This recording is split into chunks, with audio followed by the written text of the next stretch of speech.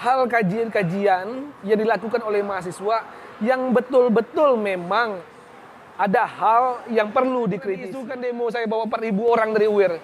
Diisukan. Saya itu orangnya salah satu paslon waktu tahun 2019 kemarin. Ya saya tantang kalian aja itu. Jika si A mempunyai kesadaran, edukasilah si B. Oke. Jika si B punya kesadaran, edukasilah si C. Dan begitulah selanjutnya. Seandainya tidak ada yang menyadari isu satupun, berarti demo itu tidak akan ada. Oligarki itu ada di mana-mana. Iya, betul. Bukan sekarang aja, udah lama dari dulu. Yang paling bisa memecah Indonesia pada hari ini itu adalah politik keagamaan.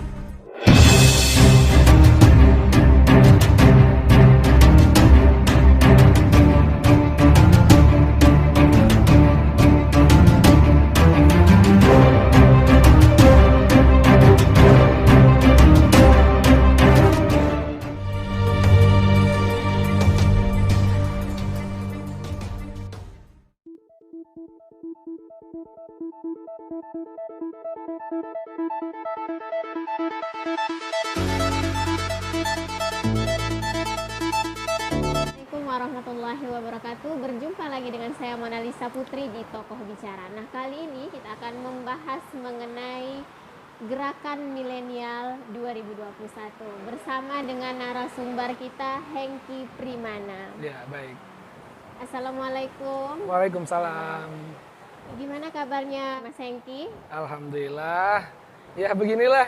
Oh, ya, Kita sehat-sehat setengah lah. sehat-sehat setengah karena masih dalam kondisi COVID-19. COVID-19. Ya. Harus tetap jaga protokol kesehatan.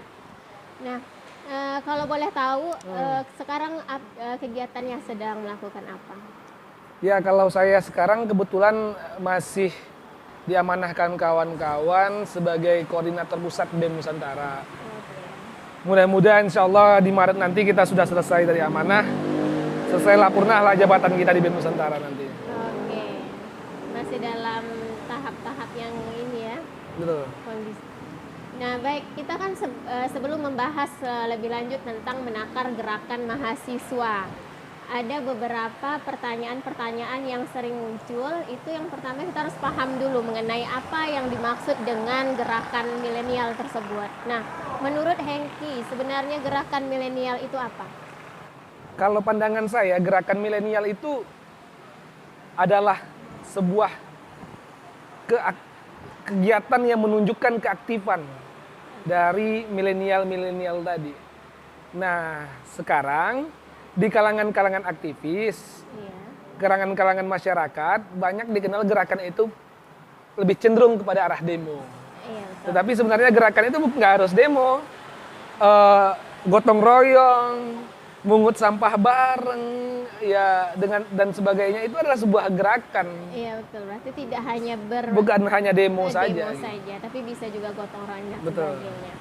Nah, kan gerakannya itu tidak hanya tentang demo, gotong royong, tapi mengapa sekarang itu terlihat itu justru demo yang selalu digadang-gadangkan sebagai gerakan dari milenial itu sendiri?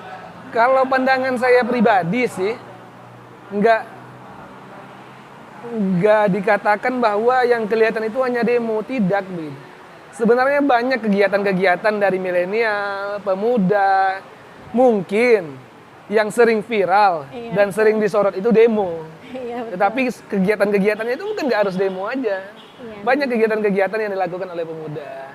Oke, banyak kegiatan lain selain demo, cuman kebetulan Demo yang tersorot. Oke. Nah, kan ada gerakan-gerakan yang memicu akhirnya demonstrasi terjadi di kalangan mahasiswi dan lain sebagainya. Nah, situasi apa yang akhirnya memunculkan protes mahasiswa terhadap kondisi saat ini? Hal kajian-kajian yang dilakukan oleh mahasiswa yang betul-betul memang ada hal yang perlu dikritisi. Makanya mahasiswa harus turun ke jalan. Nah, yang kedua, terkadang ada mahasiswa yang demo tanpa kajian karena apa? Karena telah diedarkannya isu-isu di kalangan masyarakat, isu di publik. Jadi seolah-olah terpiculah marahnya mahasiswa untuk melakukan demonstrasi. Jadi ada dua hal, terkadang karena kajiannya sendiri Oke. dan mereka menimbulkan isu. Yang kedua, terkadang isu sudah timbul, baru dikaji, baru demo gitu. Oh gitu. Berarti, nah gini, kan demonstrasi itu besar. Betul, Ya, betul. biayanya juga tidak sedikit. Betul. Memakan korban yang juga tidak sedikit. Nah, tetapi mengapa justru inputnya itu bisa jarang terpenuhi? Jarang terpenuhi. Apakah hal ini menunjukkan bahwa gerakan mahasiswa itu tidak efektif? Baik. Saya tertarik kalau membahas gerakan mahasiswa itu efektif atau tidak. Oke. Kalau ditanya biaya yang mahal untuk demo, tidak. Bagi saya ya, dari sekian ribuan orang yang demo itu, sumbangan Rp1.000 untuk beli satu kaleng cat semprot itu saya rasa itu nggak mahal itu. Oke. Itu pinjam toa dari teman-teman aja yang punya toa, itu udah bisa demo, jadi nggak perlu biaya mahal gitu. Kalau ditanya makan korban, tidak semua demo ya makan korban. Tetapi biasanya yang lebih viral ketika makan korban demo itu makanya viral. Iya betul. Saya itu demo selama saya jadi presiden mahasiswa UIR itu berapa kali saya demo di Riau ini. Selalu demonya aman, tentram, tanpa ada memakan korban jiwa. Malahan kalau kami demo di UIR itu, pulang itu seluruh masa aksi itu pungut sampah. Sampai kami tidak meninggalkan sampah sedikit pun di tempat lokasi kami demo. Begitu. oke. Nah kalau ditanya terkait korban jiwa, itu tergantung demonya. Dan bagi saya, jika pun seandainya ada korban, itu adalah konsekuensi perjuangan. Karena perjuangan itu pasti punya konsekuensi. Dimanapun itu perjuangan, pasti ada konsekuensi. Nah, terkait output yang didapat dari hasil demo tadi. Kalau input kan masukan, output tadi. Hasil dari demo tadi.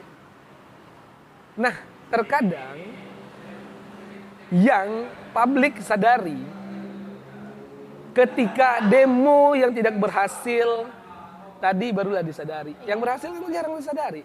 Saya berikan contoh tuh. Tahun 2018 atau 2017 awal itu kalau nggak salah saya.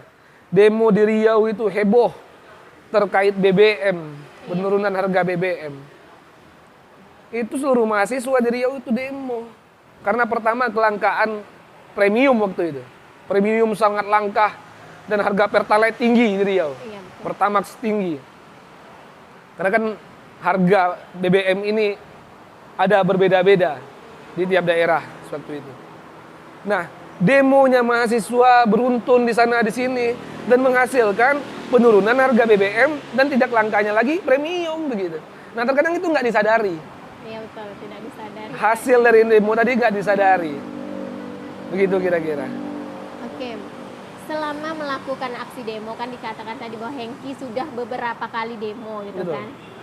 Yang paling berkesan ketika melakukan demo itu apa momen yang paling berkesan? Yang paling berkesan waktu demo RUU KPK. Itu luar biasa itu. Sampai sekarang dari demo RUU KPK, saya punya jaket alma mater itu. Iya. Itu enggak dari sebelum. Selama saya demo, saya punya alma mater kebanggaan saya sebagai presiden mahasiswa waktu itu. Saya nggak pernah cuci sampai hari ini. Setiap saya demo, saya gunakan itu, keringat saya itu. Saya sampaikan nggak ada yang boleh cuci ini jaket. Karena di sini ketinggalan keringat-keringat perjuangan. Dan yang menurut saya yang paling berkesan itu ketika demo pertama di RUU KPK. Yang pertama itu yang paling berkesan itu ketika demo reformasi waktu itu, saya sampai pingsan ditembak water cannon, telinga saya 1 bulan nggak bisa dengar yang kanan. Di bulan puasa, saya lagi berpuasa, saya ditembak water cannon, pingsan, itu paling berkesan itu. Tetapi yang paling histeris itu waktu RUU KPK di depan DPR RI itu. Itu dikejar-kejar di sana sini. Sampai sekarang itu odol-odol itu masih ada di jaket saya, jaket alma mater saya masih nempel. Jadi bagi saya itu sangat-sangat berkesan sekali itu. Masa-masa perjuangan tadi. Masa-masa perjuangan dengan harapan kebaikan untuk Kebaikan, seluruh masyarakat iya. Indonesia. Nih, kan sekarang ini banyak isu-isu yang digadang-gadang oleh banyak pihak, mau itu pemerintah, elit dan sebagainya, bahwa aksi yang terjadi saat ini yang dilakukan oleh para mahasiswa itu ditunggangi oleh elit-elit politik. Nah, bagaimana tentang hal ini? Betul, Oke, betul. betul, saya katakan betul. Tetapi tidak semua. Oke, tidak. Ada yang ditunggangi. Tetapi keyakinan saya, demo-demo besar, kalau bagi saya angka-angka di atas 2000, kalau di atas 1000, itu saya rasa itu nggak ada demo yang ditunggangi. Karena bagi saya, ya kita anggap aja itu seandainya ditunggangi. Kali 100.000 satu orang itu, kalau 1.000 orang 100 juta buat demo ya kan. Gila itu. Saya pernah diisukan demo, saya bawa 4.000 orang dari UIR. Diisukan. Saya itu orangnya salah satu paslon waktu tahun 2019 kemarin. Ya saya tantang kalian aja itu. Kali 100.000 kali 4.000 orang itu 400 juta itu. Kalau saya itu belikan ke mobil, saya udah punya mobil bagus satu itu 400 juta.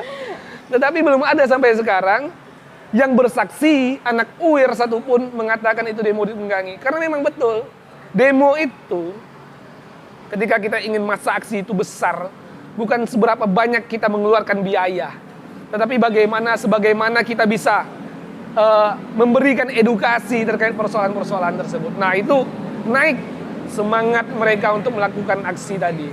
Tetapi kalau bagi saya, memang ada demo yang dikatakan ditunggangi, ada, saya akui. Tetapi tidak semua aksi tadi itu ditunggangi. Berarti mengakui bahwa memang ada Memang ada. demonstrasi yang ditunggangi. Nah, sebenarnya apa tantangan yang terberat yang dialami oleh kaum milenial saat ini? Tantangan terberat kaum milenial hari ini adalah bagaimana kaum milenial harus bisa meluruskan demokrasi yang ada di Indonesia. Karena kalau saya katakan, Indonesia ini belum jadi negara demokrasi. Masih menjadi semi demokrasi. Semi demokrasi. Karena kalau dalam demokrasi itu memang betul-betul bebas. Ada poin-poin dalam demokrasi. Pers itu bebas. Menyampaikan pendapat di muka umum itu tidak ada dilarang. Tidak ada dikekang. Nah, itu baru dikatakan negara demokrasi. Kalau bagi saya, hari ini Indonesia masih tahap menuju negara demokrasi. Nah, tantangan terbesar milenial pada hari ini nggak harus jadi kaum penerus. Kaum milenial hari ini harus menjadi kaum pelurus dari persoalan-persoalan yang terjadi hari ini.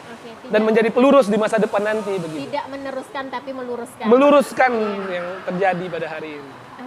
Saya tertarik dengan kata meluruskan dan meneruskan gitu ya. Kenapa tidak meneruskan tapi meluruskan? Karena kita tahu ketika kita ingin meluruskan dan kita artinya ada sebuah kondisi kita harus merubah. Nah, merubah itu tidak bisa hanya dengan 1, 2, 3 pihak saja. Berarti kita harus rubah sistem secara menyeluruh. Nah, bagaimana, apa yang harus sebagai mahasiswa, apa yang harus kita lakukan? Baik, begini. Jika si A mempunyai kesadaran, edukasilah si B.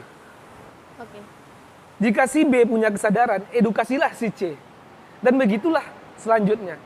Seandainya tidak ada yang menyadari isu satupun, berarti demo itu tidak akan ada. Demo itu ada ketika ada orang yang saling mengedukasi, makanya muncullah kebersamaan pendapat yang membuat itu gerakan itu terjadi. Nah, jika kita ingin merubah sistem, edukasilah diri sendiri, edukasilah orang-orang terdekat kita, dan jika sudah mampu untuk mengedukasi orang banyak, berikan pemahaman kepada orang banyak begitu. Tetapi pada intinya jika belum mampu kita untuk memberikan pemahaman orang banyak, edukasilah setidaknya diri sendiri. Berikanlah pemahaman kepada diri sendiri, sadarkanlah diri sendiri. Itulah setidaknya langkahnya. Oke, edukasi diri sendiri, kemudian kalau bisa edukasi orang lain. Nah, oke, baik. Tapi saya menjadi timbul pertanyaan begini. Siapa yang harus disalahkan? Siapa yang harus disalahkan dengan kondisi Indonesia saat ini? Kondisi yang bagaimana? Indonesia banyak kondisi ini. Iya, perekonomiannya, kemudian kondisi keamanan yang saat ini terjadi konflik di mana-mana. Siapa yang harus kita salahkan? Yang harus kita salahkan itu, begini, saya berikan. Yang kita salahkan itu adalah orang yang berkhianat. Orang yang berkhianat, oke? Orang berkhianat itu siapa? Biasanya cenderung yang berkhianat itu adalah orang yang diberikan amanah. Karena amanah dan khianat itu adalah lawan kata. Kalau dalam agama Islam diajarkan salah satu sifat Nabi Muhammad itu adalah amanah. Dan lawan sifat amanah itu adalah khianat. Biasanya yang biasa sering berkhianat itu adalah orang yang diberikan amanah. Saya nggak bilang pemerintah loh. Banyak orang yang bisa diberikan amanah. Kita masyarakat swasta juga bisa diberikan amanah. Yang disalahkan itu apa? Berkhianat dari kebenaran gitu. Berkhianat dari kebenaran. Jadi bisa siapa saja. Bisa siapa saja. Termasuk itu pemerintah. Termasuk pemerintah. Karena dia diberikan amanah juga kan. Nah, sekarang selain itu Indonesia juga berada dalam kondisi mengguritanya praktik oligarki. Di mana politik, budaya dan sebagainya itu dikendalikan oleh pihak penguasa. Nah, bagaimana tentang hal ini? Nah, baik. Ini menarik nih. Tentunya Ibu penanya sebelum memberikan pertanyaan tentu kan sudah mematangkan dulu sebuah konsep. Nah, dengan pertanyaan bahwa Indonesia ini adalah mengguritanya oligarki, itu pandangan siapa? Ini pandangan banyak sekarang seperti yang dikatakan. Begitulah pandangan penulis juga? Iya, termasuk pandangan. Berarti penulis memandang berarti Indonesia dalam politik oligarki berarti ya? Iya, betul. Dikuasai politik oligarki. Iya, betul. Kalau bagi saya pribadi, barang ini udah lama Indonesia ini. Oligarki itu ada di mana-mana. Iya, betul. Bukan sekarang aja, udah lama dari dulu. Oligarki itu adalah berkumpulnya para kelompok untuk menguasai sebuah kekuasaan. Itu oligarki. Tetapi bagi saya itu sudah dari dulu-dulunya memang sudah ada oligarki. Dari zaman Baholak itu sudah ada oligarki. Tapi kan sekarang baru trennya aja itu. Baru sekarang Indonesia ini tren dibilang negara oligarki. Padahal dari dulu udah ada. Tidak pernah bisa dilepaskan. Iya, sudah dilepaskan. Dari ya dulunya sudah gerbong-gerbong juga Indonesia. Dari zaman Soekarno itu ada Kartosuwiryo, ada 3 kan anak muridnya Cokroaminoto itu yang menguasai ini, jadi PKI ada Nasakom ada lagi negara Islam ada. Mereka saling membuat oligarki masing-masing. Oligarki itu sudah ada lama. Tetapi kan baru trennya sekarang. Tapi bagi saya ya, kalau saya dalam dunia politik ya saya udah memaklumi aja hal itu terjadi, itu nggak bisa dikesampingkan lah dari dunia politik. Nah, bagaimana sekarang kan isu nih digadang-gadangkan bahwa kalau politik ya politik, Islam ya Islam. Nah, bagaimana tentang ini? Ya, kalau bagi saya di Indonesia kan belum ada yang berbenturan politik dengan Islam. Kalau dikatakan ada, itu dibentur-benturkan.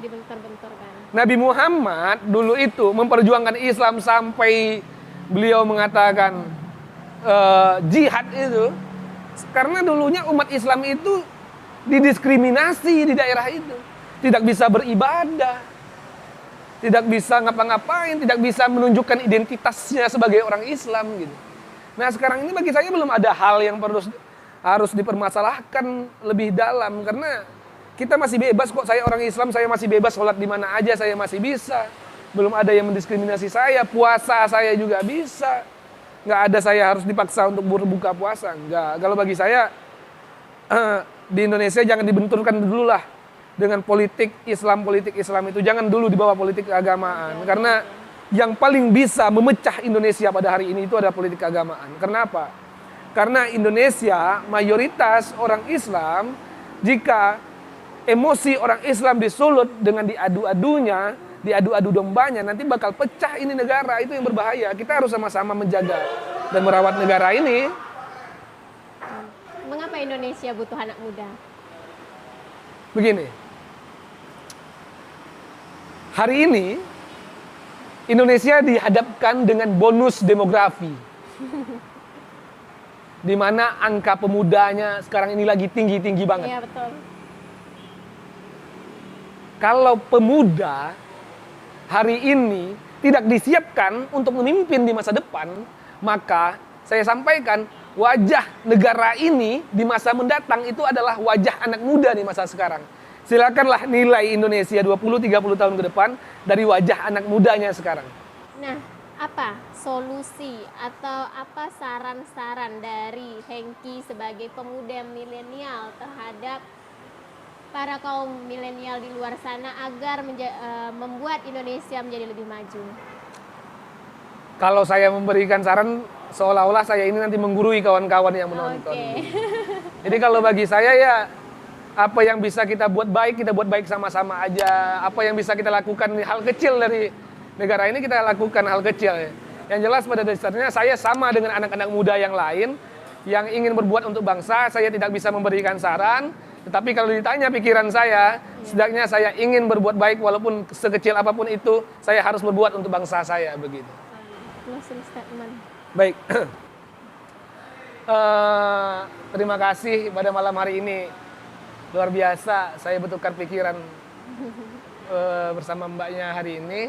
Saya sampaikan kepada seluruh subscriber, hari ini kita dikejutkan dengan kondisi pemuda yang lagi memuncak-muncaknya. Angka pemuda yang sangat tinggi pada hari ini, yang dikatakan bonus demografi.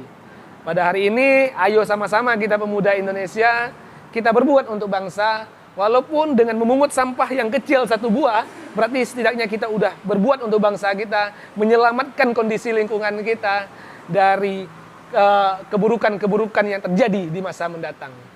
Salam dari saya, mari kita sama-sama berbuat baik untuk bangsa kita.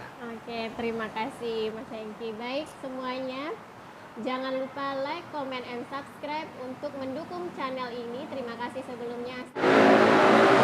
John Adam mengatakan bahwa saya harus mempelajari politik dan perang agar anak saya bisa mempelajari matematika dan filsafat.